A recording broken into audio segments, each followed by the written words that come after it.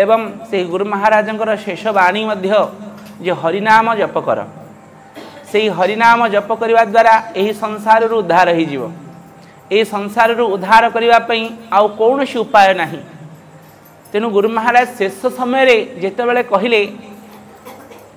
नृदेह माध्यम सुलभम सुदुर्लभम प्लवम सुकल्पम गुरुकर्ण धारम मयानुकूलेन नभस्वितेरितम पुमान भवाब्धिम न तरेत स आत्महा। यही श्लोकटा को बारंबार बारंबार आम मान सामने कहले कहीं ये संसार रे मनुष्य जीवन पाइबाटा बहुत कष्ट। मनुष्य जीवन जदिओ पाइछ पुणी भक्तमती एवं भक्ति प्रेम भगवान प्रति स्नेह जो आम सत्संग करुचे यहाँ मध्य पाइबाटा बहुत सुदुर्लभ दुर्लभ पुणी सुदुर्लभ एवं सुदुर्लभ वस्तु को पाई जदि आम हरिनाम जप न करिबा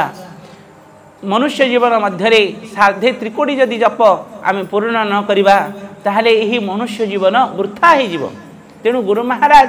मोर मन अच्छी प्राय बहुत वर्ष पूर्वे कहले आम सामने जो हाथी बाघ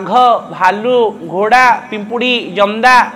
बण को गले सीना देखुथिबे बाघ भालू इत्यादि किंतु घर भितर जंदा तो देखुछ पिंपुड़ी तो देखुछ मछा तो देखुछ माछी तो देखुछ से माने सब किए गोरथर मते प्रश्न करथिले एबे मन मन पड़ुछि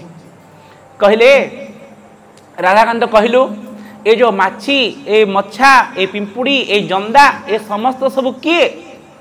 मु कहली बाबा कर्मर विपाक द्वारा से माने गोटी गोटी जीव भूल ताहले किए ना तू कहीं ना ए समस्त आम हो जो जंदा पिंपुड़ी ओई ओडस साप बाघ भालू ये जाक सब आम सामने जो अच्छी आमे सबू किंतु आमे भूली जाइछे आमे ही केते कृपा बल केते भगवान की कर्म करने द्वारा मनुष्य जीवन पाइछे। यही मनुष्य जीवन को जदि हरे देबा पुणी से ही मछा माछी पिंपुड़ी जंदा ओई ओडस हो जावा आमे भूली जाउछे देखुचे जंदा को से जंदाटा आमे बोली भाबुने आमे भाबुचे मनुष्य से जंदाटा होची जंदा किंतु नहीं से जंदाटा होची आमे से पिंपुड़ी होची आमे गुरु महाराज तो कहते। तेणु सार्धे त्रिकोटी जप मात्रेण पुमान पूतो भवति पूतो भवति पूतो भवति गुरु महाराज शेष वाणी जे मनुष्य जीवन रे तुम्हें जे कौन कर्म कर जे कौन कार्य कर जे कौन जहाँ भी करुछ कर किंतु हरिनाम को छाड़ नहीं। मनुष्य जीवन पानी फटका से पानी फटका केतेबेले फुटिजिव ठीक नुहे केवल स्वामी स्त्री पुओ झील नाती नातुणी घर द्वार होइकि तुम जीवन नष्टि कर नहीं तुम्हें से हरिनाम को आश्रय करी जीवन काल मात्र रे केते